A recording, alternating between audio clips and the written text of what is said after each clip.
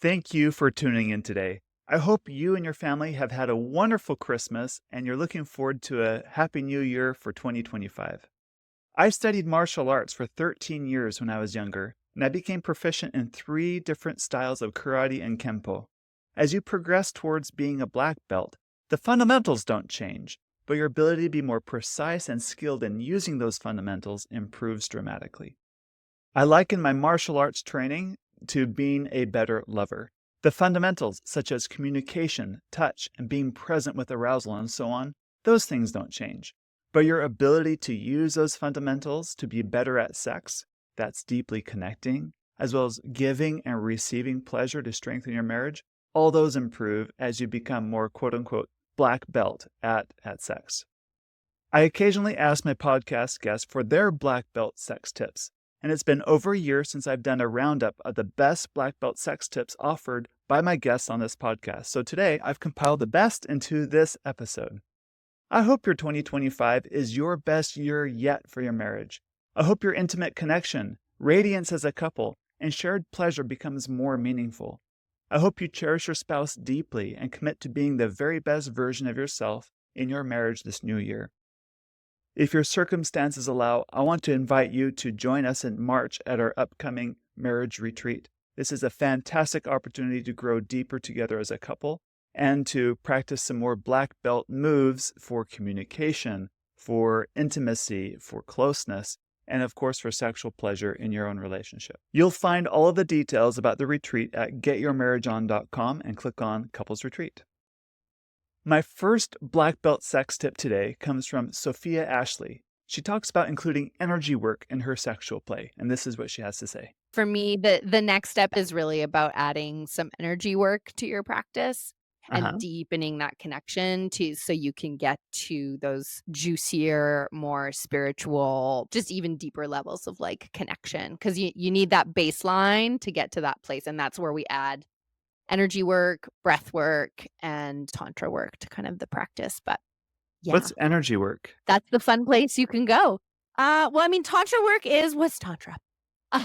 So I've learned a Tibetan lineage of tantra, and I think people get all funky about tantra sometimes. Tantra literally just means blending light and sound with form. Mhm. And so tantra work is the way I get explained is those sutra would be like physical work that we do. So it'd be like the physical moves that you do on your partner. If you're talking about like penis massage or vagina vulva massage, the actual like massage techniques or touch techniques are the sutras. And we Okay. do tantra when we add the physical work with the energy work of tantra. And that just means we're visualizing a color and chanting a sound and visualizing a shape of a certain elemental energy or healing energy that we work with. And so tantra is powerful non-sexually, and sexually it kind of does 2 things. One, it's a powerful healing tool for trauma. So it's a somatic healing tool where if I've essentially got a bunch of trauma in my vagina, my muscles are tense, I'm lacking sensation, or I'm experiencing pain and irritation. I've got to find where that trauma got locked into my muscles and massage it out, but also use energy work to help it come out of my energy system and my nervous system. That opens me up to more pleasurable sensation and connection and all that fun stuff. And then on the other side, it just helps us to go into like way deeper levels of connection. I worked with a couple a while ago now, and they talk about like they go to this place called the void when they have sex, where they Uh-huh. use tantric tools like outside of space and time. And they can be there as long as they want. It's like pretty wild. I've talked about how with penis practices that my partner and I were working heavily on when I was in my certification, and we're slowly kind of rebuilding that into my life. But when your partner's working on semen retention, all I can say is it literally feels like a lightsaber is inside of my vagina, like in a good way, Uh-huh. not a cut you up way. Yeah, So that energy work piece just opens up the kind of sex people are expecting, right? Uh-huh. And Or in my hope to tantra have. practice, we Yeah. often talk we talk about how people just jam genitals together and hope for this like mind body like explosive thing, and you're like, no, we got to do like mind body soul, Uh-huh. heart mind and genitals here. So yeah, Tantra would definitely be where it's at for people once they've really solidified their nervous system work. This next clip comes from an interview with Kat Roebuck, where she shares how to use your very best sexual memories that you have had to analyze them, learn from them, and build upon them to make great sexual experiences for you and your spouse in the future. I would say pick your favorite sexual memory of the two of you and write it out. And really emphasize what you liked about it. This is going to be super exposing for most people, even if you've got a good sex life. But to let your partner know, when I think about us, this is what I think about. Like this is the scene, and here's what stands out to me. I remember this one part of it. That was the peak for me, and why I think that was. That can give you so much insight into your partner's erotic map in their mind, and that can really drive intimacy and can also help you create more peak experiences going forward, because you can't always predict what factors matter most to someone. Maybe like smell is a huge deal for them, and you are not a person who cares that much about that, and you never considered that might be a big factor. Right. Or maybe you said something that just really like landed for them, really, really hit. And it's not something that you realized landed differently from the other sweet things you say or the sexy things you say in bed. So yeah, I'd say that you want to get into your mind. If you want to expand on good sex and make it fantastic, you want to be bringing more of your mind into it and sharing that with your partner, and then asking them to do the same. Josie McEwen is a romance coach. She is an expert on all things romance, and her black belt sex tip has to do with incorporating surprise in your romantic getaways, which I hope you do often in your marriage. I think that's something that you can do on your romantic getaways is like plan these fun little surprise. Like I'm going to like blindfold them and take them to this special spot during our romantic getaway, or like research and find these special things, or like maybe it's on their bucket list, like riding horses on the beach. I'm going to plan that special event without them knowing as a surprise. Or if they don't like surprises, tell them about it and just say, hey, I planned this special thing for us, so we can go do that. Those are always fun to do with romantic getaways. And that's what I love doing. It's finding those and implementing those. Part of being a black belt at sex includes getting more comfortable with various sexual behaviors, possibly. Not always. But sometimes you can progress sexually by learning how to overcome things that hang you up in the past. So this next tip from Jessa Zimmerman is a fantastic cue for anyone looking to up their game in the sexual department, to include more sexual behaviors that might be more exciting or to expand the palette for you and your spouse to enjoy as a couple. Any tips for situations where, like I get this a lot, one wants oral sex and the other doesn't, but is willing to try, but it is so daunting because of disgust and whatever. Like, how do you help couples through that? I think that's a really good example. This comes up a fair amount in my practice too. Believe it or not, oral sex is a really good example of something people can potentially become comfortable with, where they start out really uncomfortable and they can gain that comfort through practice and experience. Now, if somebody's got a really strong disgust reaction, that's trickier. But if it's just like, I don't know what I'm doing, this is kind of weird and, it's just sort of intimidating, I would say start slow. Don't start with whatever images you might have seen anywhere else. You're not trying to mimic anything about how this goes. What's it like to just put your mouth on, near somebody else's genitals? What's it like to just do a little bit? Like, don't think of it as a whole thing. Mm-hmm. Just gradually explore, see if it, take little baby steps and see if it gets more comfortable.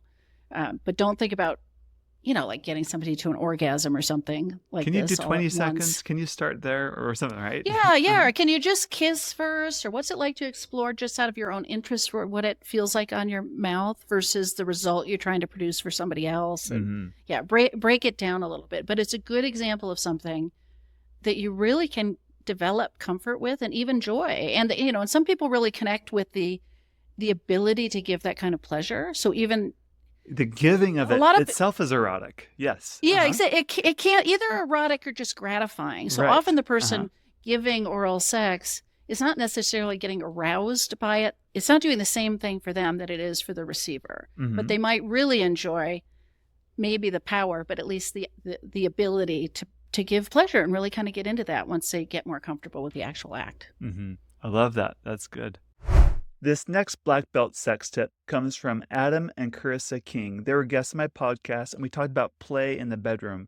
This specific tip is about incorporating role play as part of the play in the bedroom. I'm thinking about this past Thanksgiving holiday and how my daughter played with her cousins. Yeah. And yeah, there's a lot of this. It's role play is the best word I can describe. Totally, Right? They're yeah. taking on different things, different meanings, and then playing in them. Yep. And there's no intended outcome. There's no end. Yeah, they're just playing. They don't know how That's it's going right. to end. And so they're like thinking of our daughter with her cousins, during Thanksgiving. They're outside. They don't care that it's really cold. Sometimes they're barefoot and we have to tell them to put on socks Put and your shoes back on. They're getting messy and dirty and it doesn't matter. It doesn't matter. So there's a lot of disregard for outcome. Yeah. And for impact. They don't care. They're just having fun. And in our adultness, I think we focus so much on outcome of this is what it needs to look like, or we have to get here or else. Yes. Right? If that doesn't happen, I'm not successful as a man, or I'm not. It's funny when you're saying this about kids. I remember, funny thing, I loved Legos growing up. I spent so much time building the thing. But the funny thing is I didn't really play with the thing I built. The fun was in the making of it, not the finished product. Exactly. Right. And I think that that's exactly what we're pointing to here, is that the way is not the orgasm. What makes the beautiful orgasm is the process getting there. That's the buildup, the fun, the intrigue, the flirting, all the things. That's just maybe, I don't know, the capstone, if you want to say, but it's wonderful. I mean, but it's the process, the night in and of itself is what we're going for, not, that 5-second moment. This next black belt sex tip comes from an interview I did with Rhonda Farr. We talk about, from a man's perspective, what we wish women knew about sex when it comes to building a good sexual relationship. And I think these are great black belt tips because they are really about taking the fundamentals to the next level. What do men wish more women knew? And this is off the cuff too, but I think it's being desired and how valuable it is for men to be desired by their wives, and desired sexually by their wives, desired emotionally by their wives. Women want to be desired by their husband too. But there's something special, especially we're talking in a dynamic that I think a lot of your listeners might be in, where they tend to be the one, they're the achiever, right? They're the achiever pattern. So they're the ones probably planning the vacations and the getaways with their wives. They're probably the ones thinking about sex and intimacy and how it's going to play out. They're the ones thinking about what gifts can I get to my wife that show my love for them. So they're the ones probably more on the execution side when it comes to showing desire. And you might be paired with a woman who has not those strengths. So I think a lot of women miss a very key way of loving and loving well in a marriage and being a good lover is to desire back. I think about the men and the couples I coach, and a common complaint is, I just don't feel the same level of desire from her that I have for her. Like, it feels really one direction. And there's many reasons for that. They're probably contributing to the reason why they're not being desired. But I do think women in general, if they desired their husbands more, or learned how to desire them sexually more for their own fulfillment, it does add more dimension and flavor and color and life to the relationship. Yeah, I think many people, men and women alike, who are the higher functioners or maybe the over functioners sometimes, and we can say a word about that maybe, I think it feels really good to be taken care of in the bedroom when you feel like every place else you're the one who does. A lot of the black belt sex tips offered by my guests talk about calming down the nervous system or using our nervous system to our advantage. And this next one is no different. This is from Allie Bullock and her tip on how to improve sex in the marriage. Have you ever done co-regulation exercises? No, what's that? Okay, so this is the theory that our bodies and our nervous systems can be really in sync with someone that we're in a room with. Mhm. Think mother and baby, right? Yeah. Mom and child, they're breathing together. They're so in sync. You can do the same thing with your partner. And so what this looks like during a session is I will tell a couple to turn and face each other and hold hands and look at each other and just breathe and try and match their breath. Or I'll have them sit back to back, same thing. And just based on the touch of their back, I'll have them breathe and try and be in sync with each other. Exercises like that are really unnatural at first in the middle of a fight. Yeah. Yes, absolutely. They help regulate you so well because every single time, there has not been a time I've done that with a couple where they haven't said, oh, I feel better now. I feel more calm. I feel like I can talk about this in a healthier way. Right. And I think the key to all that is you have different parts of your brain, right? You have the very highly reactive, the emotional center of your brain, but that's different than the thinking part of your brain. So in a fight, when you're emotionally stimulated, you're not processing, you're not thinking with the more advanced prefrontal cortex part of your brain.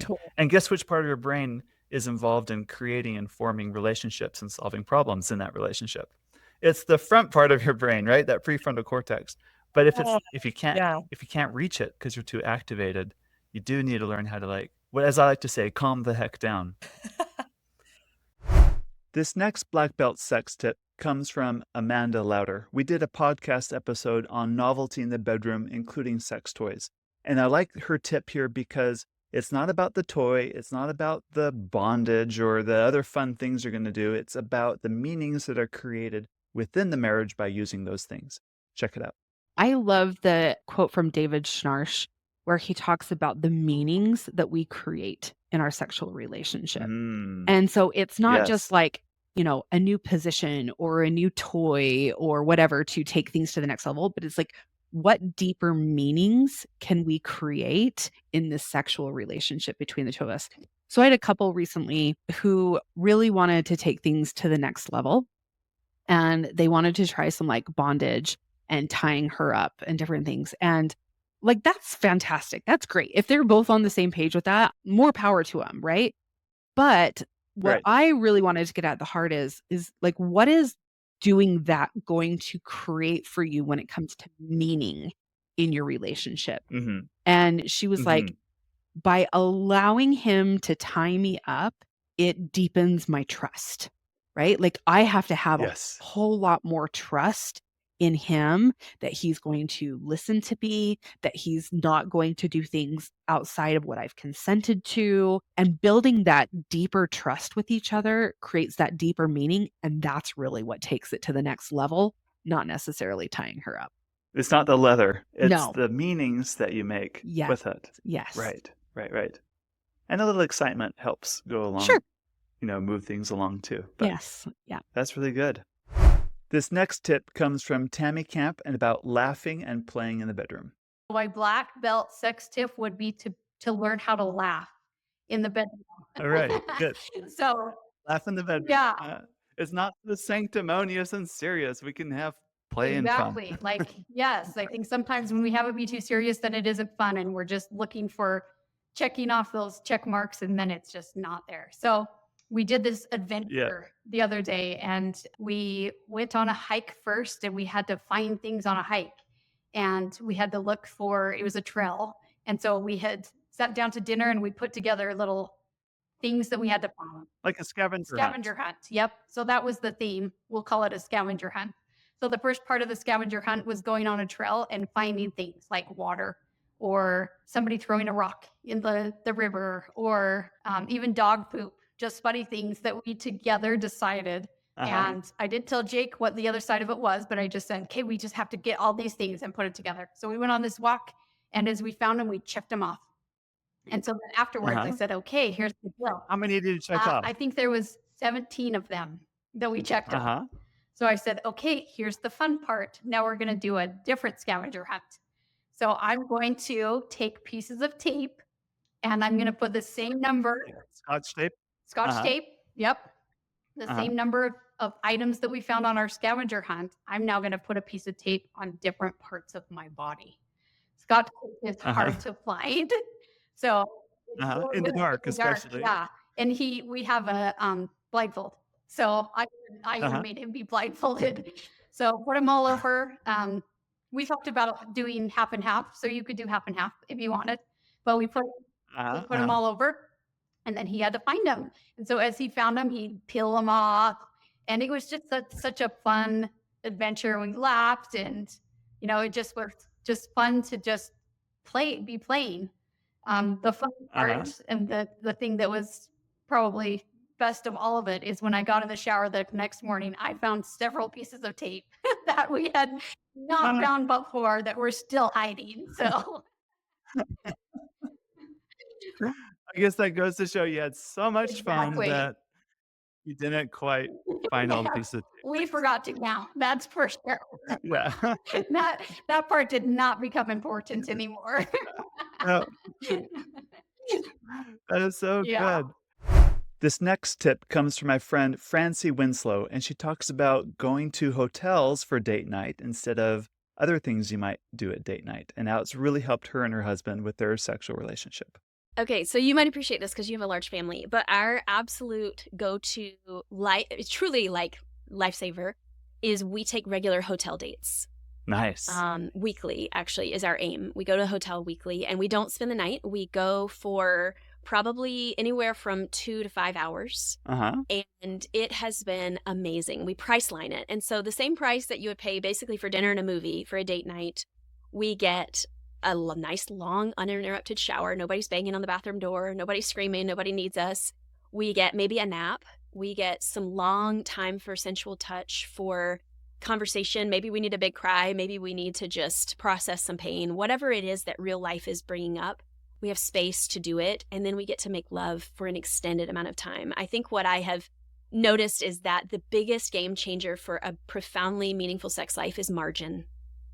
And whatever way you can create margin to have time to invest in learning each other's bodies, studying each other, time to unwind together from our busy, noisy, loud life that we all live is gold. Quickies are amazing. Quickies keep us going. But those long sessions of uninterrupted, literally making love, making this love that we are giving away, making love that is overflowing into our children, into our workplaces, into our church communities. It comes from us leaning in and God pouring out the gift of pleasure and beauty to make love come from this marriage. And it's beautiful. But I will say hotel dates have been the key for us. We started doing it during COVID because all the restaurants were closed and we needed to get out of the house, and we just haven't stopped. And it's been absolutely wonderful. And I do have a podcast about it, but it has become so meaningful, not just like an exciting date out. It's been a lifeline for us. So Priceline though is the way to go, because then you can navigate the best deals around. Especially if you live in a big metro area like you with lots of hotels. That would make sense. And if you don't, maybe just kid swap, like have your kids leave for a while or figure out another way. But the idea is margin. That's the big idea. I love that. What a great tip. Thank you. Creating a great sex life is so much more than genitals and bodies and technique. It's about emotions too. So Amy Langford shares how to build better emotional connection and communicate better emotionally. Will you please leave us with one black belt sex tip? And it really isn't about sex per se, but it's about the 5-minute emotions check-in. You alluded to it a little earlier. Will you please teach our audience what that is? Because I think this is really black belt, and I hope everyone's listening to this. Yes. So my husband and I do a daily check-in. I think really every marriage, it's healthy to have some type of daily check-in. And the daily check-in that goes beyond, did you pick up, Sally, and this is bill is due, and did you notice the toilet's leaking? Right? It's not just logistics. Beyond, it's not just the logistics of life, but a check-in that is about seeing and knowing the emotional experience that each person is having. So we do an emotional daily check-in. We do ours at night, but you can do it anytime throughout the day. Some couples prefer to do after dinner. Some do it in the morning. So at night, what happens is one person is the listener and one person is a speaker. And the speaker takes 5 to 7 minutes to share what their emotional experience was that day. Were they happy and sad and proud and discouraged, grateful, What was Frustrated. frustrating? Uh-huh. Yeah, frustrating. What did they enjoy? What brought them, love or happiness, or where did they succeed? And the listener just listen. They don't say anything. They don't interrupt. We like to hold hands or look at each other's eyes, but you don't have to do that. We like to cuddle a lot while we're doing it. And then when you're done, you swap roles, and the speaker then becomes a listener, and the listener becomes a speaker. And it gives you an opportunity to see into each other's lives and hearts and experience beyond just the surface level. It gives you an opportunity to be really honest. There have been many days when, something hurtful has happened even between us, and it can be shared there. And often couples don't have a space to share. There's too much defensiveness or interrupting or different things that they don't really listen to each other. So this little daily emotion sharing allows us to really see and know each other's heart. It allows us to bring our honest selves. We talk about things that we did that maybe we're ashamed of, or were an old pattern, or something that we regret. We also talk about our highs and the things that went really well. We talk about what's hard between us. And with the just listening and just speaking, it creates the capacity to listen instead of bringing in all of your different defense mechanisms. And I find when you really listen to one another and you bring that honesty, it creates so much intimacy. That's such a beautiful practice. I hope everyone listens to that and tries it out. It's fantastic. This next clip comes from an interview I did with Tilly Storm. Among other things, we talked about having more mindfulness and control over your own body, and she shares a practice that a lot of women can do to learn how to be more present in their body and to have more control over their vaginal muscles. The best sex tip I could give you is to start a Jade Egg Practice. Jade, Okay. ADE, or Yoni Egg Practice, whatever you want to call it. People call it both the things. And I don't necessarily say that that's a tip. Maybe it is a tip. It's a tip that, hey, go check it out, because it does do fascinating things in your experience of pleasure in terms of increasing it and being less desensitized and more sensitive. But it really is phenomenal to learn how to use the jade egg to increase your capacity for pleasure. And for men, presence. Most women just want you to be more present, to be more with them in their full expression of the sexuality. It is so vulnerable for women to fully surrender, and they won't feel like they can if they don't feel like you're fully there with them. If you're thinking about something else, if you're thinking about some visual that has nothing to do with what's actually going on in the moment, presence is the black belt tip for my guys, because that's the one thing that's going to change everything. This next tip from Heather Flake is fantastic. It's about talking about and communicating about your sex life openly with your spouse. I would say, I think just like asking your partner, coming to your partner and being like, so, like, how's sex for you these days? Uh-huh. Like, is there anything do you want it to look different? Do you want, like, where are you at? I just think that, just like we were talking about earlier, it's just so easy to come into a routine. And so Yes. I would say a black belt tip is just being like, hey, like, where are you at? How are you feeling about sex these days? What are you thinking? Uh-huh. Where do you want to go from here? Yes. Again, I just personally think, like, being that intentional about it, like, that's hot, Yes. you know? And then it creates this great conversation, which then usually leads to awesome sex too. Yes. Great. So I like that tip. So talking about it leads to great sex.